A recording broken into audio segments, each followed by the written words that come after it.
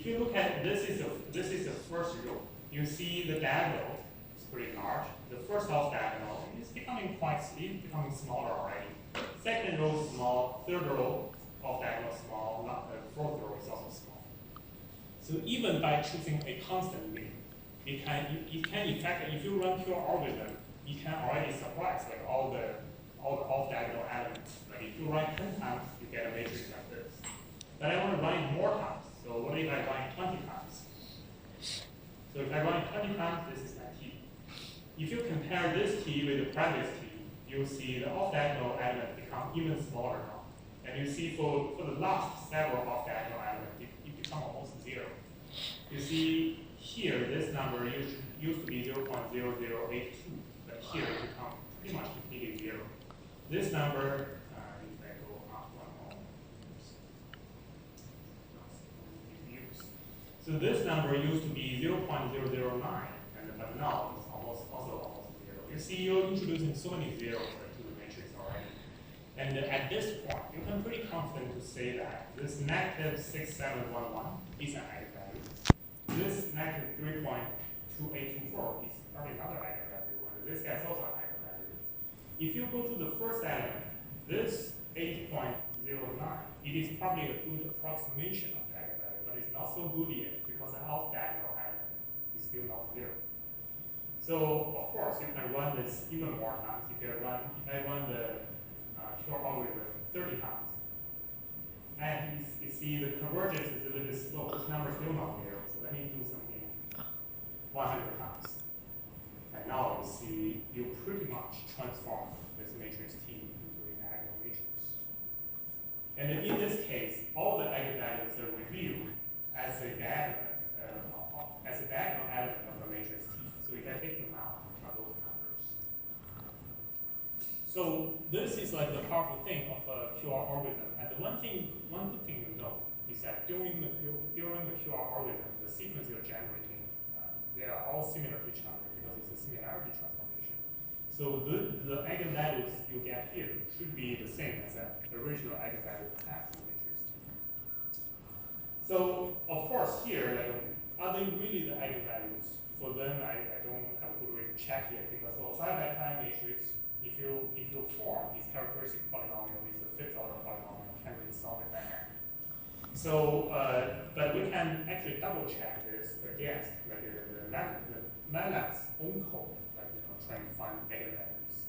So this is also another thing I don't want to tell you because MATLAB has a very nice function to get all the eigenvalues and eigenvectors. That's just called EIG. And you can run EIG key. So usually this EIG function, it will return two matrices. So let me call A matrix, call B matrix and C matrix equals to eigenvalue of P. So if I do that, you see the C matrix actually is a diagonal matrix with all the eigenvalues. And then like this B matrix is like the associated, eigenvectors. And let's compare. So if I take out the diagonal C, so those are the eigenvalues MATLAB found for me. And let's see my eigenvalue, the diagonal T. So that's my eigenvalue. And they're pretty much the same. Let me give it more digits and I can compare them. So this is what I want. So diagonal C. So those are the real eigenvalues. Let's do diagonal T. So those are my eigenvalues. So let's just look at the last one. 6, 7, 1, 1, 2, 0, 9, 2, 7. That's pretty much the same. So this is like pure algorithm. But here one tricky thing is that because, like I mentioned, so the shift here I'm choosing, here is not the optimal one. If you really want to choose the optimal shift, you should really at each step k, you assign like the mu k to be the last element of the matrix you're working with. And you do this for several times, and then if you start to reveal one eigenvalue, then redefine this tk. So if you already have this, then in tk plus 1, just reduce. You just take this as an eigenvalue, so this is your lambda n, t and n, and then take your tk plus 1 equals to this big X matrix. So that is n minus 1 by n minus 1, and then you run your algorithm. So in each time you're dealing with a matrix that's smaller over time. So this is actually also more efficient. And then you have a sequence of lambda. Then those are the eigenvalues you get like, from each step.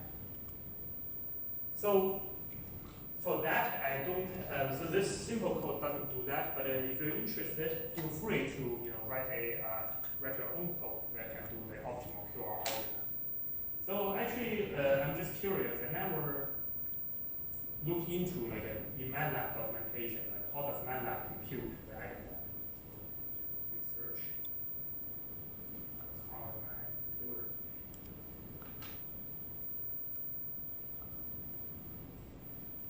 So MATLAB's function EIG can find eigenvalues and eigenvectors, and I want to know what is the algorithm behind it.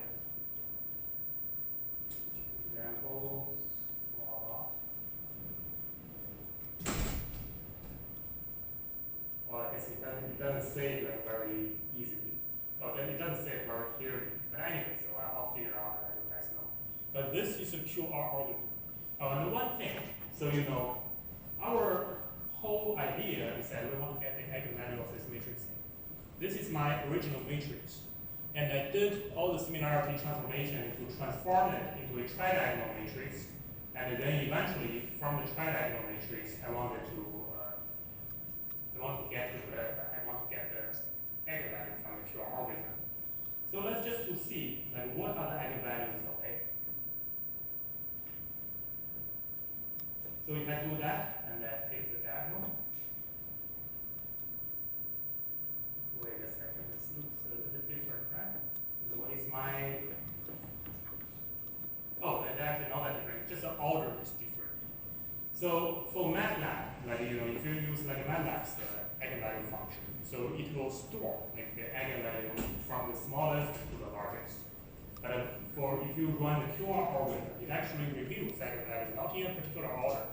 It's just like we'll look at one eigenvalue and one to the next one. So it's not from the largest to the smallest or any order like that. So for example, so this is the eigenvalue I get from my code, 8.0937 something, and here is pretty much the same one. And of course, a few several digits will be different. That is because my QR algorithm is not fully converged yet. And for my QR algorithm, like the easy one to convert is actually this -67, and that one should be pretty much similar. Yeah, you see the last 4 digits, 9694, and if you go to the real eigenvalue, it's also 9694. So that one converges very rapid. Anyway, so feel free to play with this, and I know it's kind of complicated. It's like we introduced a bunch of similarity transformations, starting with our matrix A. We transform our matrix A into a tridiagonal matrix. And then from this tridiagonal matrix, we run QR algorithm to eventually turn this tridiagonal matrix into a diagonal matrix. During this whole process, we're doing similarity transformation or unitary transformation, so that eventually this diagonal matrix share the same eigenvalues of the original matrix A. So these are the first 2 steps